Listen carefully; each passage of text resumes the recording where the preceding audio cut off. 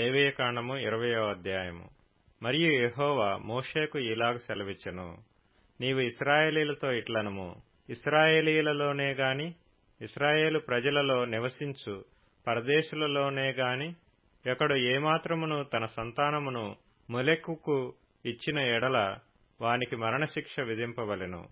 మీ దేశ ప్రజలు రాళ్లతో వాని కొట్టవలెను. ఆ మనుష్యుడు నా పరిశుద్ధ స్థలమును అపవిత్రపరచి నా పరిశుద్ధ నామమును అపవిత్రపరచుటకు తన సంతానమును మొలెకుకు ఇచ్చెను గనుక నేను వానికి విరోధినై ప్రజలలో నుండి వాని కొట్టివేతును. మరియు ఆ మనుష్యుడు తన సంతానమును మొలెకుకు ఇచ్చుచుండగా మీ దేశ ప్రజలు వాని చంపక చూచి చూడనట్లు తమ కన్నులు మూసుకొనిన ఎడల నేను వానికిని వాని కుటుంబమునకును విరోధినై వానిని మొలెకుతో వ్యభిచరించుటకు వాని తరిమి వ్యభిచారము చేయు వారినందరినీ ప్రజలలో నుండి కొట్టివేతును. మరియు కర్ణపిశాచి గలవారితోనూ సోదెగాండ్రతోనూ వ్యభిచరించుటకు వారి తట్టు తిరుగువాడెవడో నేను వానికి విరోధినై ప్రజలలో నుండి వాని కొట్టివేతును. కావున మిమ్మును మీరు పరిశుద్ధపరచుకొని పరిశుద్ధులై ఉండుడి. నేను మీ దేవుడినైన యెహోవాను.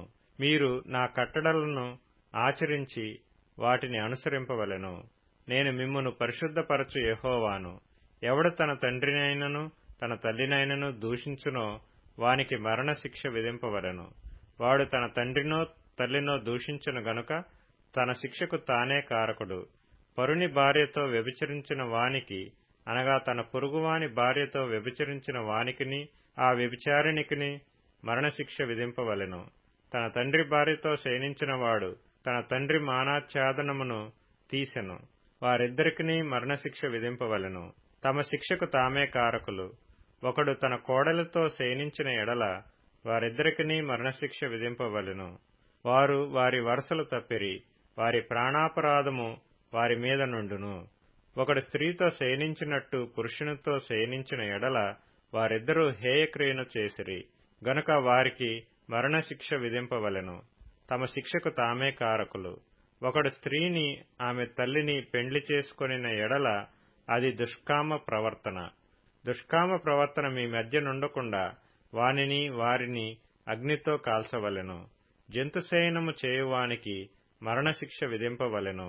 ఆ జంతువును చంపవలెను.